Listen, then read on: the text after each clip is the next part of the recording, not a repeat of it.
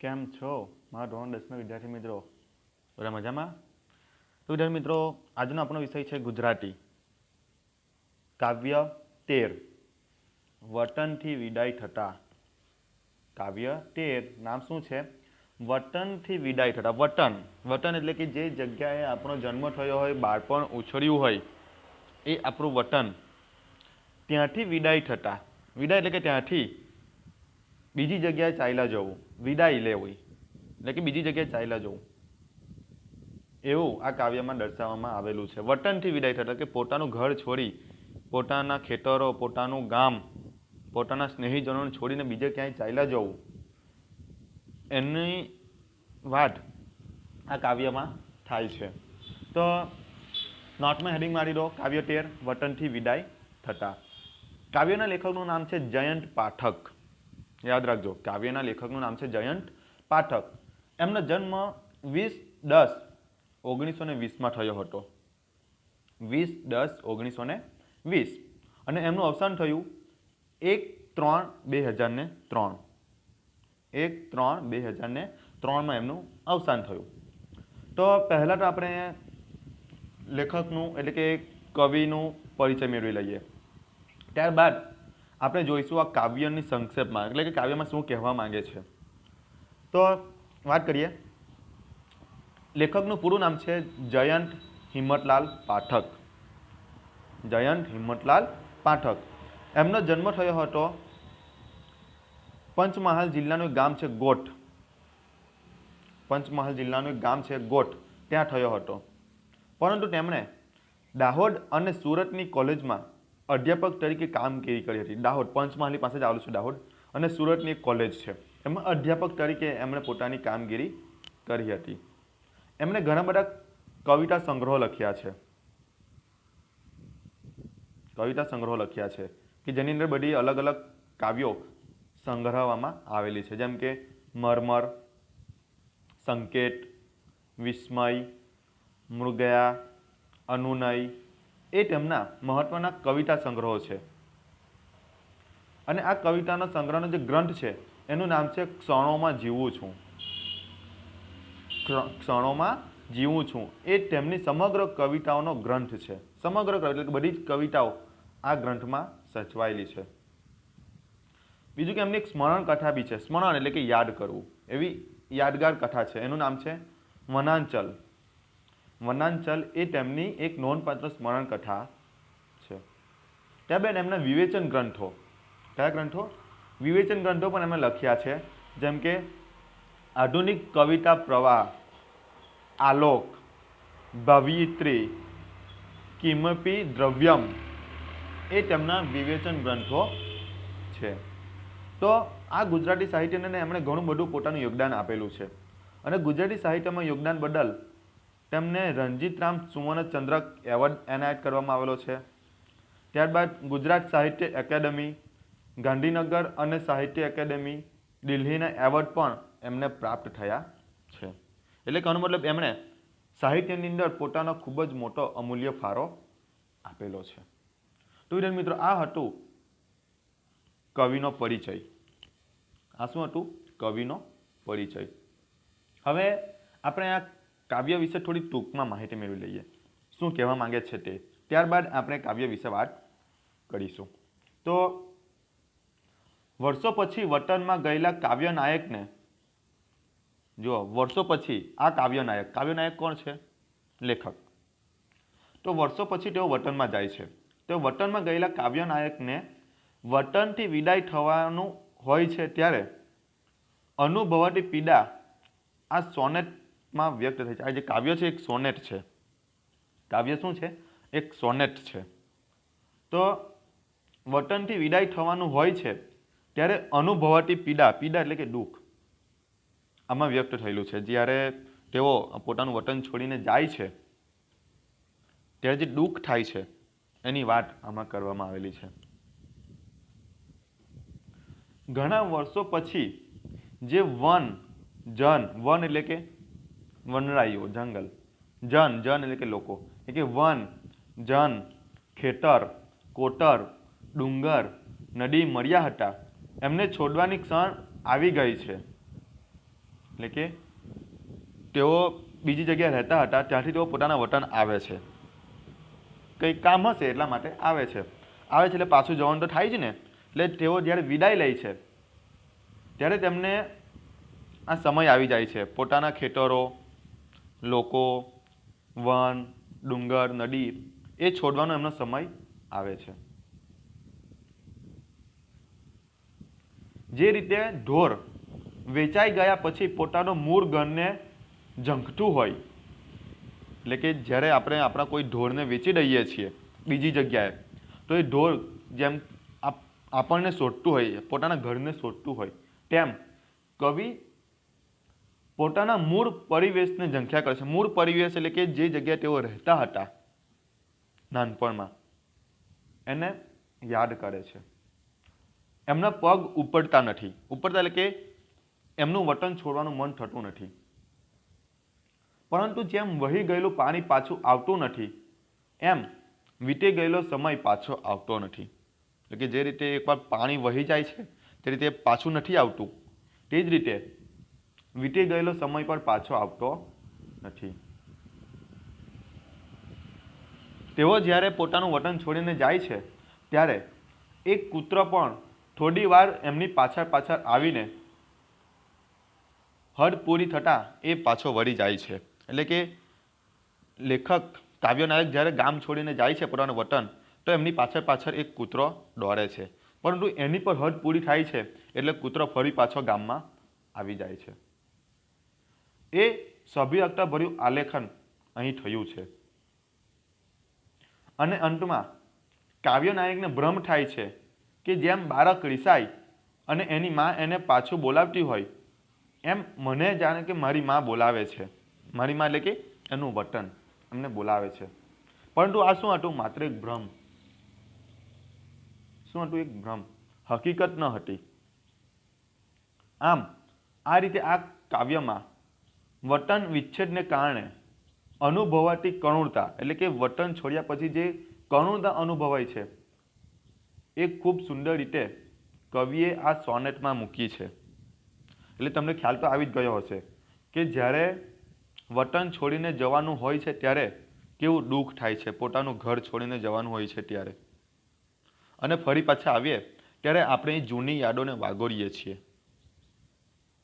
બરાબર ને? તો એ વતન છોડતી વેળાની જે સમય છે, કે જેમ કે આપણને બધું બોલાવતું હોય કે મને મૂકીને ન જાઓ, એ વેદના આ કાવ્યની અંદર આલેખવામાં આવેલી છે. નદી, ડુંગરો જાણે કે રાહ જોતા હોય, એમ એકલા મૂકીને જવાનું ના પાડતા હોય, એવું અહીં દર્શાવવામાં આવેલું છે.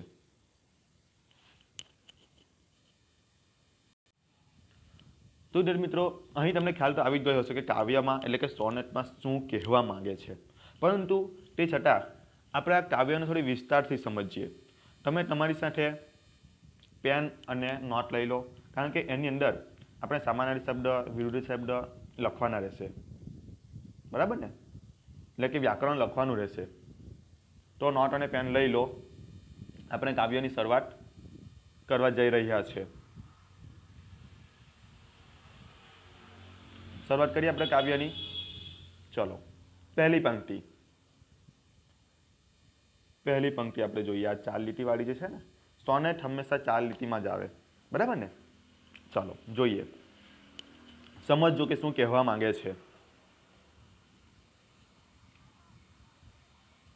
એ મૂક્યું વન, એ મૂક્યા જન, ઘણે વર્ષે મળ્યા જે ક્ષણ, મૂક્યા ડુંગર ને નદી, વતનના એક કોટોરો ખેતર. આંખો બે રહી ભારતી વળી વળી પાછી, ભીડ્યું એ ઘર, વેચાઈ ગયું ઢોર, જેમ તલખે ગોઢાર છોડ્યું ધણ. તો આ 4 લીટીને આપણે એક એક કરીને સમજીએ. એ મૂક્યું વન, એ મૂક્યા જન, ઘણે વર્ષે મળ્યા જે ક્ષણ. એટલે કે વન છોડ્યું, જન છોડ્યા. જન એટલે કે લોકો. આ શબ્દ લખી લેજો. જન એટલે કે લોકો. એટલે કે વન છોડ્યું, જન છોડ્યું, ઘણા વર્ષે મળ્યા હતા એ સમય, એટલે કે ક્ષણ. ક્ષણ એટલે કે સમય. એટલે કે એ સમય આવી ગયો છે વન છોડવાનો, લોકોને છોડવાનો.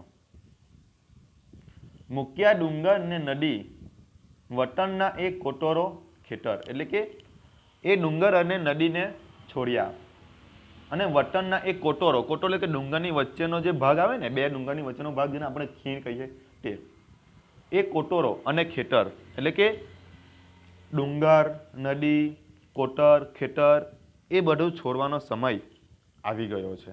એટલે કે વતનથી વિદાય લેવાનો સમય આવી ગયો છે. ત્રીજી લીટી, આંખો બે રહી ભારતી વરી વરી પાછી વિદ્યું એ ઘર, એટલે કે આંખો વરી વરીને એમના ઘરને જોયા કરે છે. આંખો વળી વળીને એમના ઘરને જોયા કરે છે. વેચાઈ ગયું ઢોર જેમ તલખે કોઢાર છોડ્યું ધન, એટલે કે વતન છોડે છે એટલા માટે તેઓ પોતાના ઢોરને પણ વેચી દે છે. એટલે કે વેચાઈ ગયું ઢોર, એટલે કે એમના જે ઢોર છે એ પણ વેચાઈ ગયું છે. જેમ તલખે કોઢાર, તલખે એટલે કે કોઢાર એટલે શું? કોઢાર એટલે કે જે જગ્યાએ આપણે ઢોરને બાંધીએ ને એને કોઢાર કહીએ. ખબર છે ને? તમારા ત્યાં બી ઢોર હશે તો જે જગ્યાએ બાંધો છો એને કોઢાર કહેવાય. તો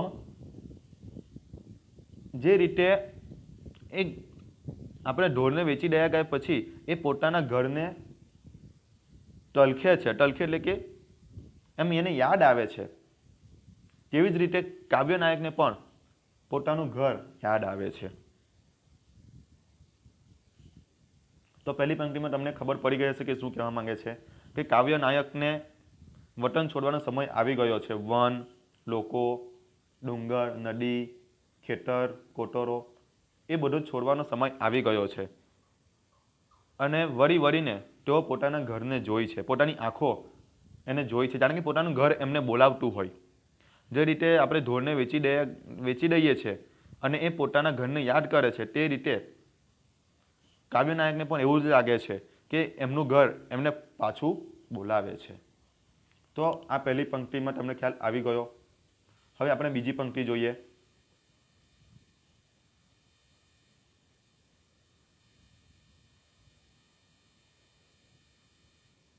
બીજી પંક્તિમાં શું કહેવા માંગે છે? કેડી આગળ જાય પાય અવરા કેમ કરી ઉપડે, આંખો જાય ભરાય વાત તરુની કાંટારી ડાળી નડે, હૈયું ઉછળદાય રક્ત તસ્યા ફૂટે ધીમેથી જમે, આગે વેકુરથી નદીની હજી એ આ આંગળીઓ રમે. સમજવા જેવી છે પંક્તિ. એક એક લીટી કરી આપણે સમજીએ. કેડી આગળ જાય, કેડી, કેડી એટલે કે પટ અથવા રસ્તો. શું?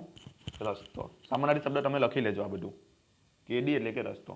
તો રસ્તો આગળ જાય, પગ પાય અવરા, પાય, પાય એટલે કે પગ, પાય એટલે શું? પગ.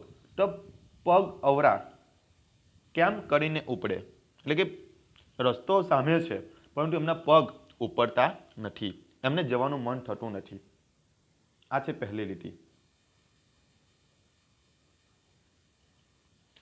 આંખો જાય ભરાય વાત તરુની કાંટાળી ડાળી નડે, એટલે કે એમની આંખો ભરાઈ આવે છે, વતન છોડવાનું આવે છે ત્યારે એમની આંખો ભરાઈ આવે છે. તરુની કાંટાળી ડાળી નડે, તરુ, તરુ એટલે કે ઝાડ, તરુ એટલે શું? ઝાડ. તો કાંટાળી ડાળીઓ એમને નડે છે રસ્તામાં. એવું લાગે છે કે જાણે એ વૃક્ષો એમને રોકે છે, ઝાડ એમને રોકે છે.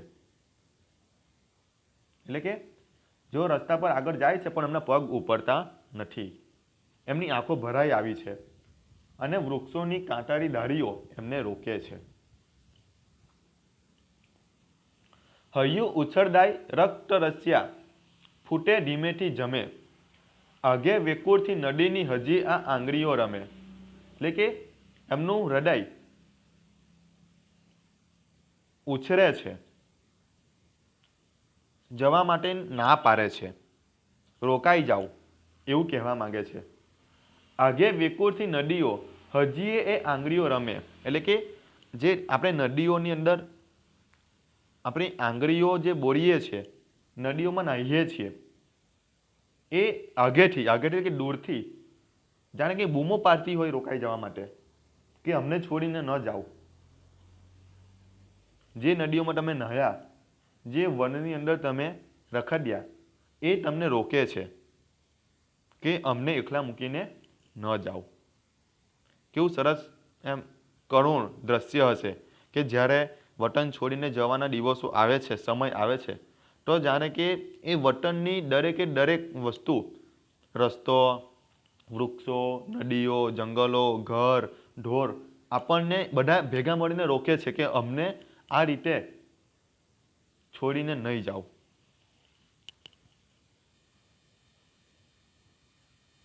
આગળની પંક્તિ જોઈએ.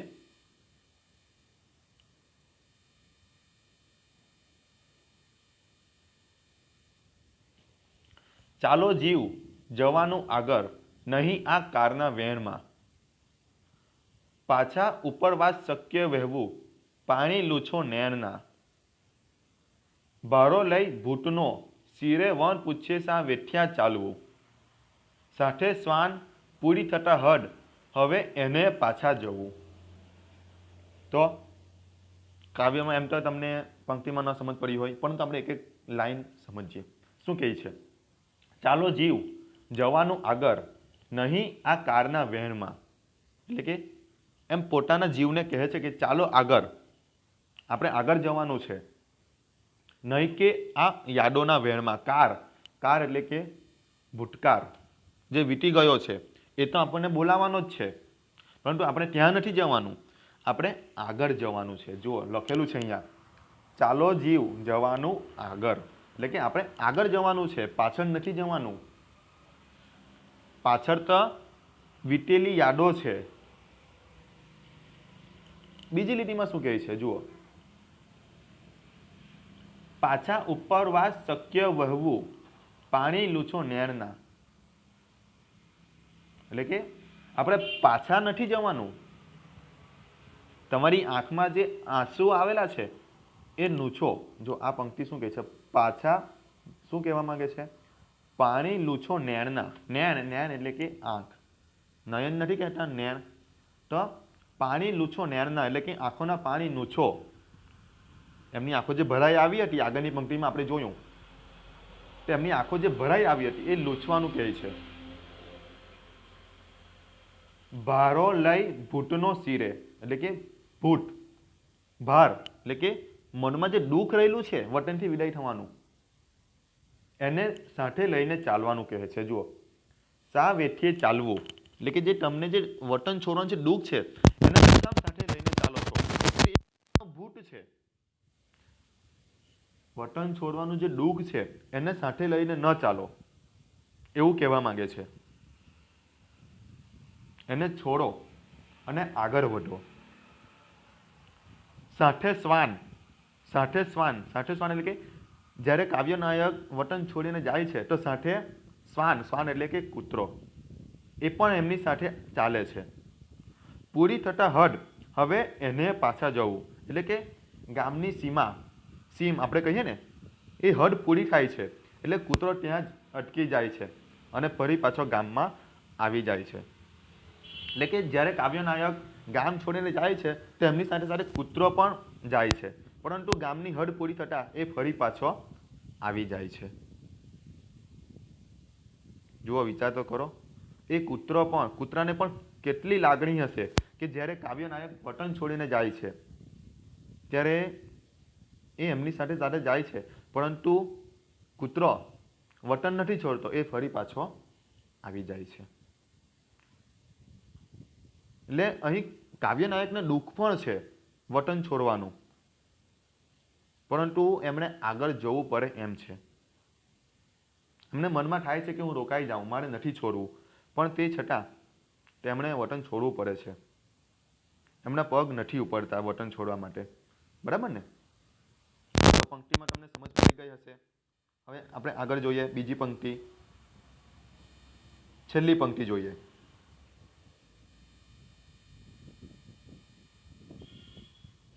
છેલ્લી પંક્તિ શું કહે છે? આગે ખેતર જોઉં, બે કર કરી ઊંચા મને વારતી, એ મારી ભ્રમણા, રીસા શિશુને બોલાવતી બા હતી.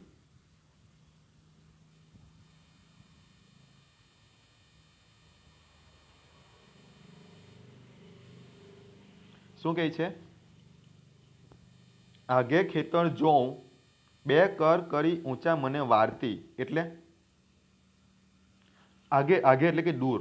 આ શબ્દ લખી લેજો, વિરુદ્ધાર્થી શબ્દ છે, સોરી તળપદા શબ્દ. તળપદા શબ્દ છે આગે. આગે એટલે કે દૂર. તો દૂર જોઉં ક્યાં? ખેતરમાં. બે કર કરી ઊંચા મને વારતી એટલે કે બે હાથ ઊંચા કરીને મને વારે છે. એ મારી ભ્રમણા એટલે કે મને ભ્રમ થાય છે. જેમ કે રિસાર શિશુ, શિશુ એટલે કે બાળક, જેમ બાળક રિસાયેલો હોય અને માં એને બોલાવતી હોય તેવી જ રીતે આ મારું વતન મને બોલાવે છે. જ્યારે બાળક રિસાઈ જાય છે અને એની માં એને બોલાવે છે, એને મનાવે છે, એવી જ રીતે જાણે કે મારું વતન મને હાથ ઊંચા કરીને બોલાવતું હોય એમ એને ભ્રમ થાય છે. એ મારી ભ્રમણા. ભ્રમણા એટલે કે એ મને ભ્રમ થાય છે કે મારું વતન મને પાછું બોલાવતું નથી, મને ભ્રમ થાય છે કે મારું વતન, મારું ઘર, મારા ઢોર, ડુંગર, નદી, ખેતર, કોટર આ બધું જ એમને પાછા વાળવા છે, જાણે એવું એમને ભ્રમ થાય છે, મને પાછું બોલાવે છે. તો વિદ્યાર્થી મિત્રો આ રીતે કાવ્ય નાયક જ્યારે વતન છોડીને જાય છે ત્યારે વતનની અંદર રહેલા દરેકે દરેક વસ્તુઓ એમને પાછા વાળવાની કોશિશ કરે છે અને કાવ્ય નાયકને પણ એવો ભ્રમ થાય છે કે મને પાછા બોલાવે છે, એમના પગ ઉપડતા નથી. એટલા માટે જ આ કાવ્યનું શીર્ષક આપવામાં આવેલું છે વતનથી વિદાય થતા. એટલે કે વતનથી જ્યારે વિદાય થાય છે, વિદાય થાય છે ત્યારે કાવ્ય નાયકને આ બધા જ લોકો હોય, ખેતરો હોય એ એમને રોકે છે, એમને ના પાડે છે કે અમને મૂકીને ન જાઓ. આવું તો દરેક જણ સાથે થતું હશે કે જ્યારે તે પોતાનું વતન છોડીને બીજી જગ્યાએ જાય છે ત્યારે બધાને જ આવો આભાસ થતો હોય છે. તો વિદ્યાર્થી મિત્રો અહીં આપણું કાવ્ય પૂરું થાય છે વતનથી વિદાય થતા. તમને સમજ પડી ગઈ હશે. આપણે એક એક લાઈન વ્યવસ્થિત જોઈ છે, શું કહેવા માંગે છે અને કવિને કેવો ભ્રમ થાય છે વતનથી વિદાય થાય છે ત્યારે. તો અહીં આપણે આપણું કાવ્ય પૂરું કરીએ. ચલો આવજો.